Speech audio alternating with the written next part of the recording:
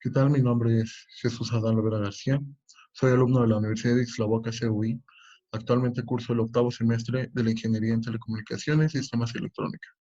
El tema que presento, es recursos especiales del microcontrolador y comunicaciones por infrarrojo. Como sabemos, los fabricantes de arquitecturas básicas de microcontrolador los fabrican dependiendo de las necesidades que nosotros como diseñadores tenemos. Hay quienes les dan una capacidad mayor de memoria, así como los hay quienes les colocan más recursos para aplicaciones más complejas y hay quienes les quitan recursos para aplicaciones más simples. Es por eso que nosotros como diseñadores debemos de encontrar el microcontrolador que satisfaga nuestras necesidades al utilizarlo en una aplicación. Asimismo, para que nos ayude en la parte de minimizar costos y el uso de hardware y software. Continuando con esto, el primer recurso especial que tenemos es la parte de temporizadores o timers. Estos se emplean para controlar periodos de tiempo. Así, también se emplean para llevar a la cuenta de acontecimientos que suceden en el exterior, lo que comúnmente conocemos como temporizadores y contadores. Para utilizar esto, se carga un registro con un valor que nosotros le coloquemos y a este registro lo incrementamos o decrementamos al ritmo de los pulsos de reloj o de algún método que, que lo haga llegar hasta cero y así mismo nos manda el aviso de que se llegó. Continuando, tenemos el perro guardián o el watchdog timer, el cual utilizamos la parte de que cuando un computador personal se bloquea por cualquier causa, pulsamos el botón que tiene, que es un reset, y reinicia el sistema. Sin embargo, en los microcontroladores puede funcionar sin el control de un supervisor y de una forma continua las 24 horas del día. Consiste de un temporizador que va desde los 2000 segundos hasta los 131 segundos, dependiendo de la arquitectura del PIC. Cuando se desborda y pasa por cero, provoca un reset automáticamente en el sistema.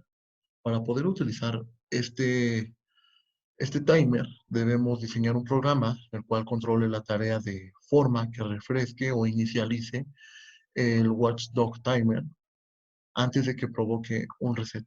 Si el programa falla o se bloquea, no refrescará el Watchdog Timer y al completar toda su temporización, provocará el reset que buscamos. Siguiendo, tenemos el estado de reposo o bajo consumo, el cual para ahorrar energía los microcontroladores disponen de la instrucción especial que es el sleep en los PICs. Esta la mandamos llamar en los programas y pasa al microcontrolador a un estado de reposo o de bajo consumo, en el cual los requerimientos de potencia son mínimos. En dicho estado se detiene el reloj u oscilador principal y se congelan sus circuitos asociados, quedando sumido en un profundo sueño. Este solo despertará mediante una interrupción externa. El modo sleep es muy necesario para aplicaciones que se alimentan a partir de baterías. Siguiendo, tenemos la protección ante fallo de alimentación o Brownout Reset, mejor conocido por las siglas BOR o BOR, y este se trata de un circuito que resetea al microcontrolador cuando el voltaje de alimentación es inferior a un voltaje mínimo, el cual llamaremos como brownout. Mientras el voltaje de alimentación sea inferior al del brownout, el dispositivo se mantiene reseteado y comienza a funcionar hasta que sobrepase dicho valor. Esto es útil para aplicaciones que funcionan con baterías o cuando la batería esté baja de carga, el PIC no funcionará por protección. Es decir, mientras no tenga una carga buena en el PIC, no hará el funcionamiento de este para protegerlo y así no tener problemas de que se nos haya quemado nuestro PIC. Continuando, tenemos el reset de encendido o el Power On Reset, mejor conocido por las siglas POR. Y bueno, prácticamente todos los PICs tienen la facultad de generar una auto reiniciación o auto reset al conectarles la alimentación en uno de los pines que en la hoja de datos nos muestra que es el esencial para este uso. Continuando, tenemos el código de protección o el Code Protect CP. Cuando se procede a realizar la grabación de un programa mediante el hardware o el PIC puede protegerse para evitar su lectura. También disponen los PICs de posiciones reservadas para registrar números de serie, códigos de identificación, pruebas, etc. Siguiendo, tenemos la interrupción mediante pines externos.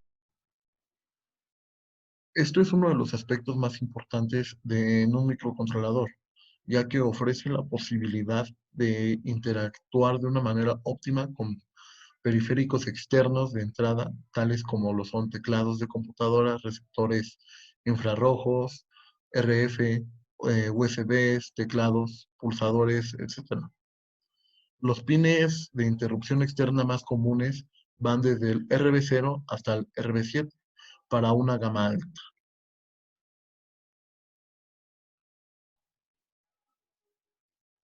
Continuando con la presentación, tenemos la prioridad de interrupciones, o lo mejor conocido como Priority Interruptions.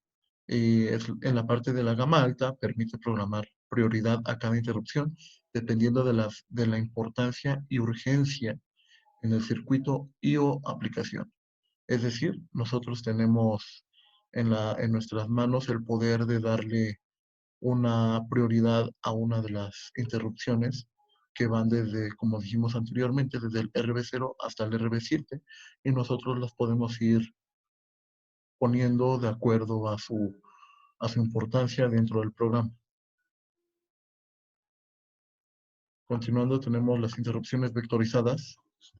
Algunos microcontroladores poseen una dirección única o un vector de interrupción independiente para cada evento de interrupción. Y esto optimiza el tiempo en detección y facilita el manejo de cada interrupción. Los microcontroladores microchip no disponen de esta opción. Sin embargo, algunos microcontroladores Motorola sí permiten la función. Continuando, tenemos el pull-up o pull-down interno. Los microcontroladores PIC tienen un pull-out interno en el puerto B. Como dije, va desde B0 a B7, son 7 bits, 8 bits, perdón, y no disponen del pull-down. La resistencia interna del pull-up es alrededor de 3 kilo ohms y el puerto B del PIC es el único que tiene la opción del pull-up interno. Es decir, por software se puede garantizar que el PIC interpretará como uno lógico todos los pines del puerto B. Los microcontroladores son fabricados con tecnología CMOS, es decir, con tecnología Complementary Metal Oxide Semiconductor, lo cual implica que tiene la alta impedancia de entrada y si una entrada se deja al aire, el microcontrolador lo interpretará como si fuera ruido. Tenemos también la parte de un pull-up externo, el cual es una resistencia externa que se conecta de una entrada del microcontrolador hacia el voltaje directamente. La función de estas resistencias van desde el orden del 1 kilo ohm a los 100 kilo ohms y es garantizar un estado a los pines al aire o input float del PIC configurados como entrada. Asimismo, tenemos la parte de la capacidad de corriente o el modo sync y el modo source. Y para la gama media y alta de microchip, la corriente máxima de salida en modo zinc o sumidero o cero lógico es de 25 miliamperes y la corriente máxima de salida en modo source, fuente o uno lógico es de 25 miliamperes también. Y este aspecto es de singular importancia, pues nos indica la potencia que puede transmitir los PICs a los periféricos de salida, como lo son los relés, los LEDs, motores, etcétera. Continuando, tenemos el abanico de entrada y salida, y este está relacionado con las impedancias de entrada y salida del mismo, y las corrientes en un PIC alimentado de 5 volts van desde el IOL, que es modo zinc o sumidero, y tiene una salida de 25 miliamperios con una corriente de salida en cero lógico. Continuamos con un IOH, igual es de una salida de 25 miliamperios, es el modo source o fuente y tiene una corriente de salida en uno lógico. Tenemos el IIL, que es un microamperio, es la corriente de entrada en cero lógico. Tenemos el IIH, que igual es un microamperio y es la corriente de entrada en uno lógico. Continuando, tenemos un conversor analógico digital, o por sus siglas en inglés, CAD. Los microcontroladores incorporan un conversor analógico digital y pueden procesar señales analógicas tan abundantes en las aplicaciones. Suelen disponer de un multiplexor y estos permiten aplicar la entrada del CAD diversas señales analógicas desde los pines del circuito integrado. La familia de los 16F87 y los 18FXX2 disponen de un conversor analógico digital de 8 canales a 10 bits de resolución, y la familia 18F dispone de un conversor analógico digital de 13 canales a 10 bits de resolución. Es decir, este conversor nos ayuda a obtener señales de entrada analógicos y transformarlos en señales digitales para poderlos utilizar dentro del programa y así llegar a la parte que nosotros queramos. Asimismo, tienen la parte de un conversor digital analógico, por sus siglas en inglés son DAC, y transforman los datos digitales obteniendo el procesamiento del computador en su correspondiente señal analógica que saca al exterior, por una parte de los pines de la cápsula. No todos los microcontroladores tienen esta opción, y los PICs de gama enana, baja, media y alta no disponen de esta opción. Prácticamente, este nos ayuda a convertir ahora la señal digital a una señal analógica y poderla llevar a una salida para así poderla mostrar en una gráfica o en lo que nosotros queramos observar. Como se dice, no todos los microcontroladores tienen esta opción y se tiene que utilizar un conversor digital analógico por medio de un circuito externo. Tenemos un comparador analógico. En algunos de los microcontroladores 16F62 disponen internamente de un amplificador operacional, lo que conocemos como un op-amp, y este actúa como un comparador entre una señal fija de referencia y otra variable, que se va aplicando por uno de los pines de la cápsula.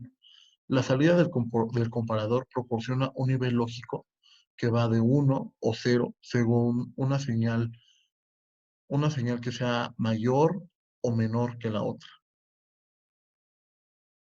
Tenemos las puertas de entrada y salida, pero ahora en forma digital. Y esas líneas se van agrupando de 8 en 8 formando puertas. Las líneas digitales de las puertas pueden configurarse como entrada o como salida, cargando en 1 o en 0 en el bit correspondiente de un registro destinado a su configuración. Es decir, nosotros podemos configurar estas puertas y le vamos a dar un valor de 1 o 0, dependiendo lo que nosotros tomemos como entrada o como salida. Tenemos las puertas de comunicación USART, I2C, un paralelo y SPI, y las USB. Esto es con el objeto de dotar al microcontrolador la posibilidad de comunicarse con otros dispositivos externos, otros buses de microprocesadores, buses de sistemas, buses de redes, y para adaptarlo con otros elementos bajo otras normas y protocolos. Algunos modelos disponen de recursos que permiten directamente esta tarea, y entre los que destacan está el UART o el Universal Asynchronous Reception Transmission. Está el USART, Universal Synchronous Asynchronous Reception Transmission, el Parallel Port o puerto paralelo esclavo para poder conectarse con los buses de otros microprocesadores. Tenemos el USB, Universal Serial Bus, que es un moderno bus serie para las PC de alta velocidad. Tenemos el bus I2C, que es el interfaz de circuitos integrados, que es una interfaz serie de 2 hilos desarrollado por Philips, por la marca Philips. Tenemos el CAN, Controller Area Network, y este es para permitir la adaptación con redes de conexión multiplexado desarrollado conjuntamente por Bosch e Intel para el cableado de dispositivos en automóviles. Esto en Estados Unidos se usa el J1850. Tenemos el SPI, que es la interfaz de periféricos serial, el MSSP, el Master Synchronous Serial Port, y son los que tenemos. Continuando, tenemos el Programming ICSP vía 2 pins, y es la reprogramación en circuito. Es decir, no es necesario retirar al PIC del circuito, pues los datos se cargan a la memoria del programa mediante el puerto del serial UART, que es el RS232, que va por la parte del TX y el RX. La depuración del programa en circuito permite realizar mediante un hardware específico una depuración que va desde el debugger igual a delete bug, que esto es igual a eliminar cucarachas o bichos de nuestro programa, de nuestro programa o código fuente.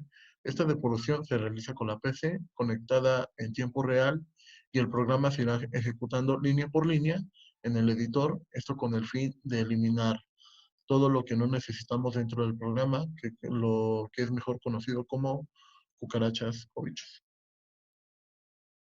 Tenemos los módulos de captura o comparación PWM-SCP. Es una captura, una trama de datos serial, y esto los compara con registros internos.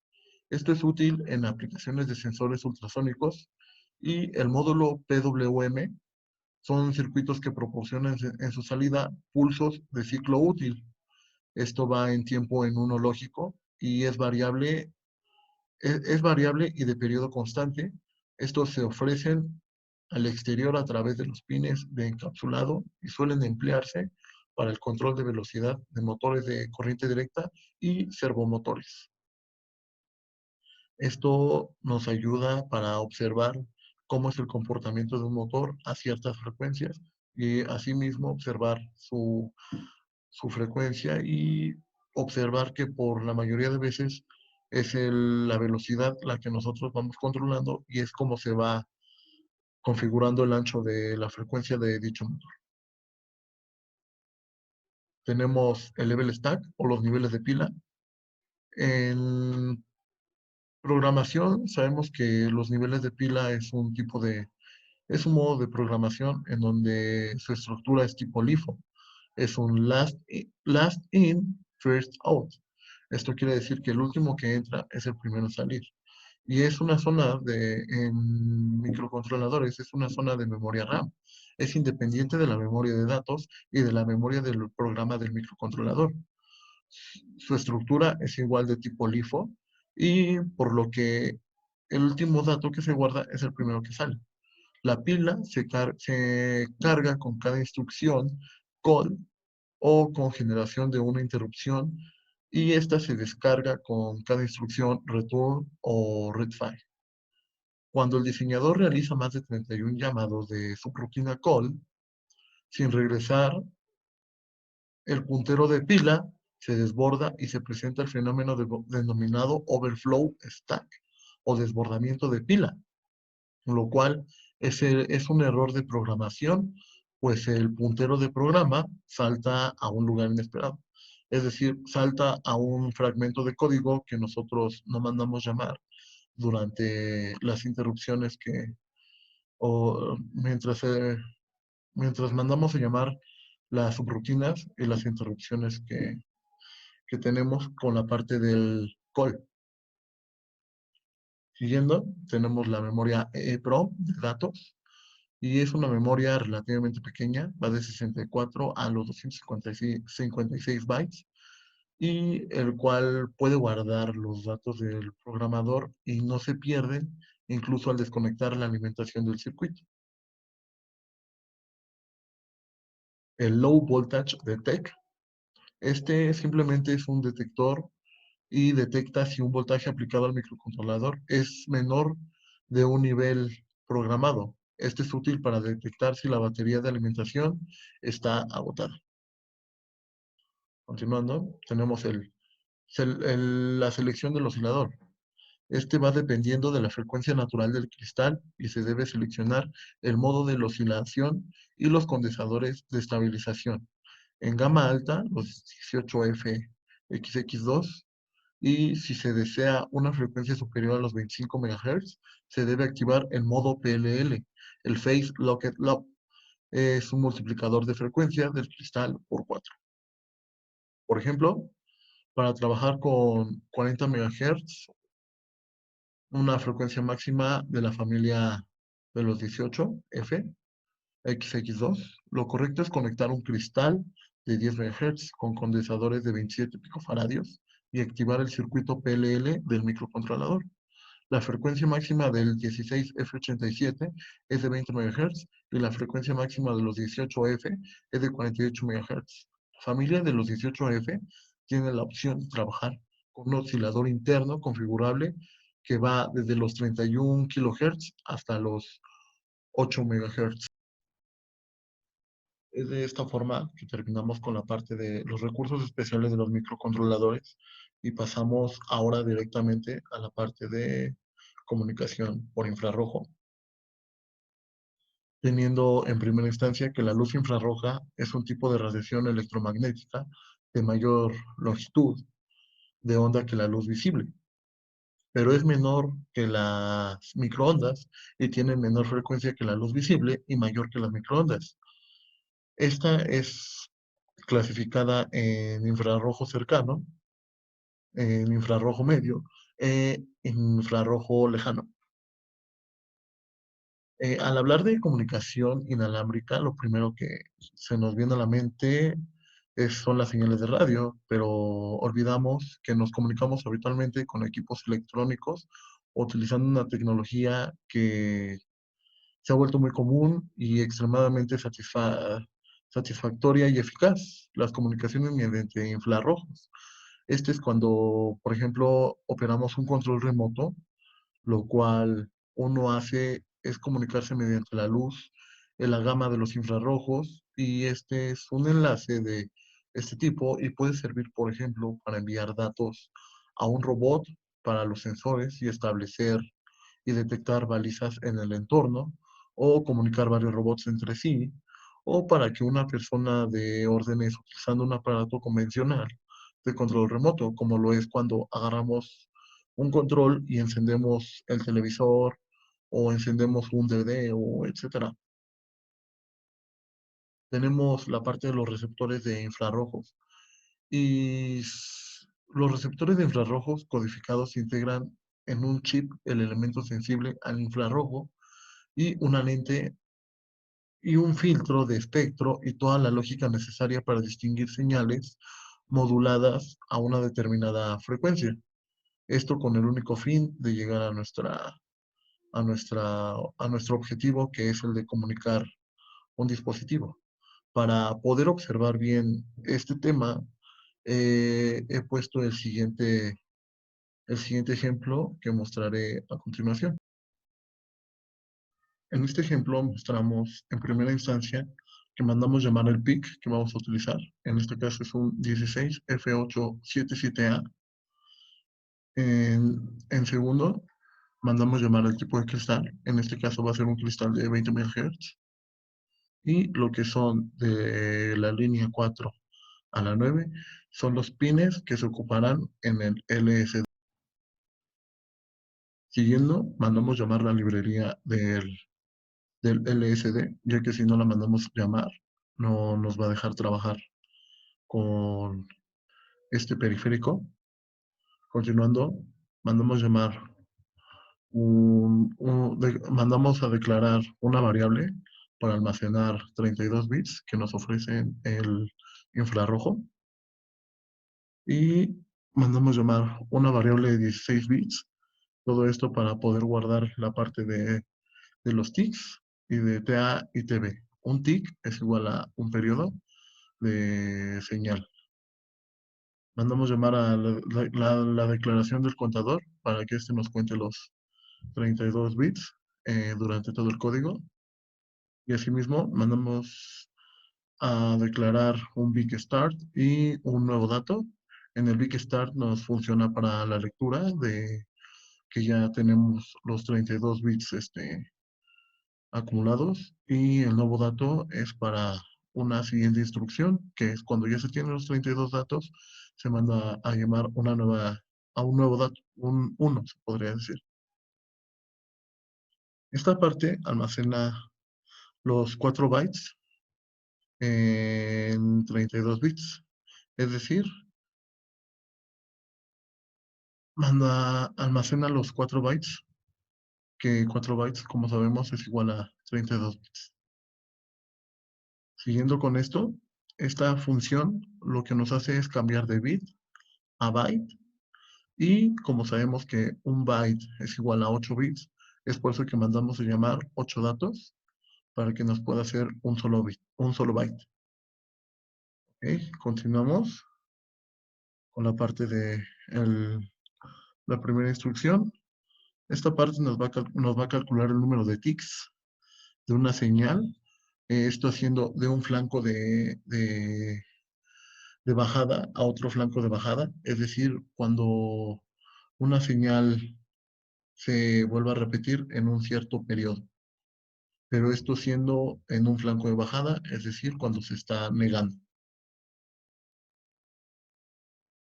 Entonces, continuamos aquí, de que el big start va a ser 1, justamente cuando tengamos un total de 1400.25 en ticks, y esto va a hacer que aumente el contador en bits.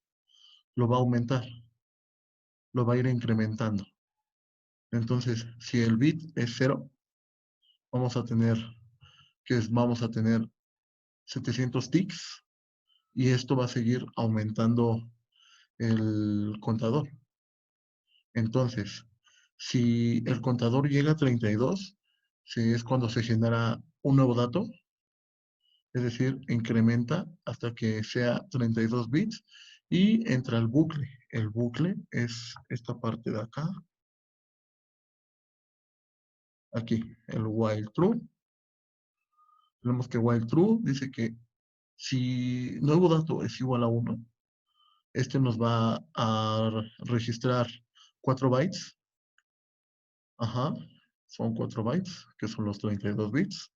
Los primeros 8 bits van del bit 0 al 7 y este nos va a declarar, nos va a guardar la dirección que tenemos en el programa. El segundo byte va de 8 a 15 y este nos va a dar una dirección invertida de la misma que tenemos acá arriba.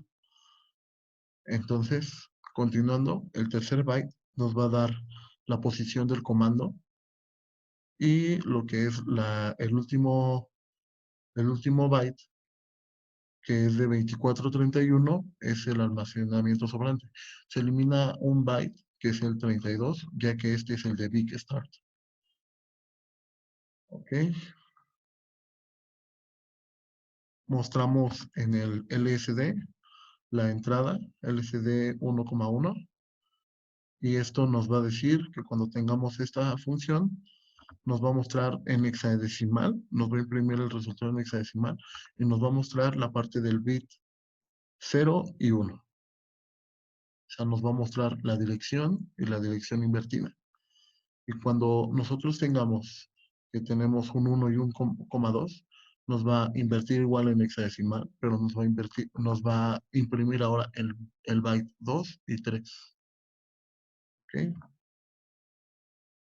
Esta parte es la función que tenemos. uh, Esta parte es la parte que tenemos aquí arriba. Como tenemos el int 8, tenemos que es la transformación de bit a byte y tenemos la parte de su función para que tenga un mejor funcionamiento en el código. Y tenemos que esta función primero los convierte en un byte a los 8 datos y multiplica sus datos en decimal para lograr un número de 0 a 255, es decir, abarcar los 8 bits. Es por eso que multiplicamos el dato. Por ejemplo, sabemos que estos datos, int1, int2, int3, nos van a estar dando datos de ceros y unos, y al multiplicarse por un decimal, nos va a dar un cierto código en binario, que al transformarlo en hexadecimal, nos va a dar un número de 0 a 255, o puede ser no sé, digamos un 8, un 16, un 32, un 64, un 128 o en su efecto el 255.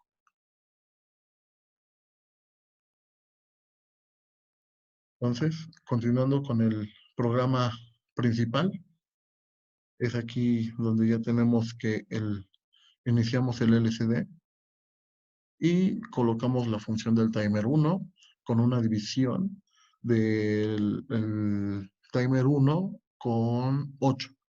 Este 8 es de los 8 bits y tenemos una,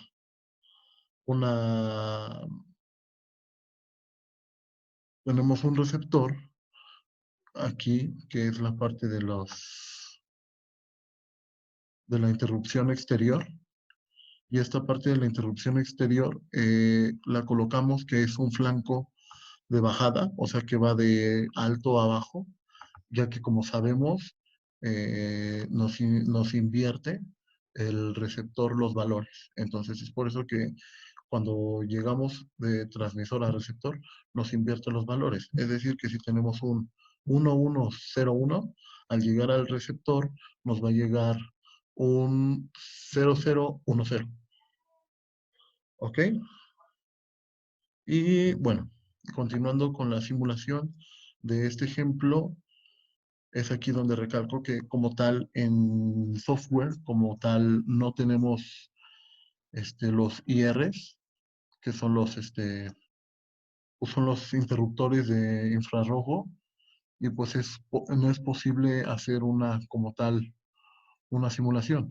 Pero a continuación le muestro un video de cómo es el funcionamiento, cómo puede ser el funcionamiento de este código, visto desde ya una manera física, a través de un circuito ya armado.